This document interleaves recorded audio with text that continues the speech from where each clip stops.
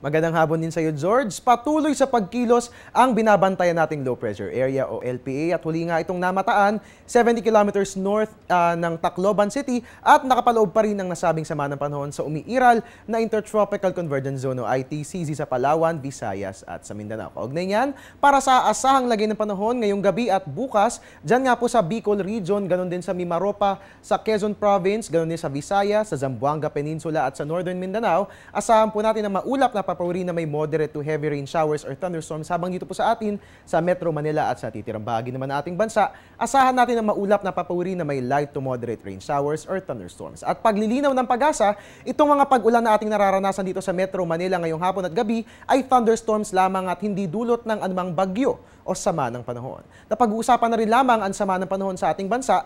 Ayon kay Pag-asa weather forecaster Alzar Aurelio, hindi pa rin natin inaalis ang posibilidad na maging bagyo itong LPA na ating binabantayan. Dagdag pa ni Mr. Aurelio, meron tayong dalawang senaryong tinitignan hinggil sa nasabing weather disturbance. Una, dadaan po ito ng Central Visayas at lalabas ng Western Visayas, tutungo sa karagatan at babagtasin ng Palawan at lalabas, dyan po yan sa may direksyon ng West Philippine Sea. Pangalawa naman, maaari mo nung itong dumaan o lumapit sa Eastern Visayas, tutungong Eastern Luzon, pupunta ng dagat at babagtasin ng direksyong Pakanluran at pupunta po ng Central Luzon at lalabas nga po yan, dyan po yan sa may West Philippine Sea. At dahil magpapatuloy nga ang pagbuhos ng ulan, patuloy nating i-monitor ang lagay ng ating panahon sa pamamagitan ng pagtutok sa weather updates natin sa atin ng Panahon TV Express.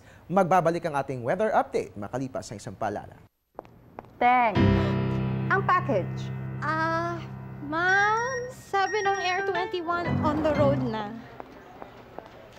Ano, Teng? Ang package. Ma'am, sabi ng Air 21 na receive na. Okay, very good. Basta padala, sagot ka ng Air 21. May real-time delivery updates via text para worry-free ka. Teng, ang package, napadala mo na? Yes, ma'am, sa Air 21. Sa Air 21, sagot ko, padala mo!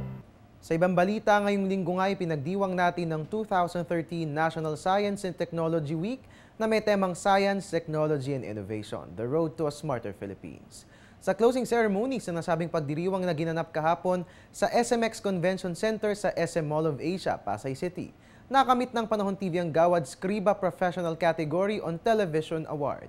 Kaugnay nga, narito po ang aming panayam mula kay DOST Spokesperson at Assistant Secretary Raymond Liboro at Panahon TV Executive Producer Donalina Flavier.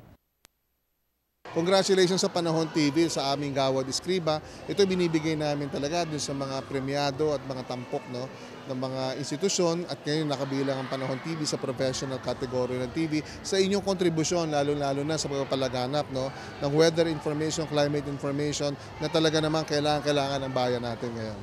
Tulog pa ang lahat, gising na ang buong team para masigurado na ma-convey natin yung information about weather and preparedness. So with this talaga, masayang-masaya ako on behalf of the team na meron tayong award na to na nare-recognize at na-appreciate especially ng DOST at mabigat rin yung mga hurado na pumili dito sa mga awardees na to. So nagpapasalamat talaga kami.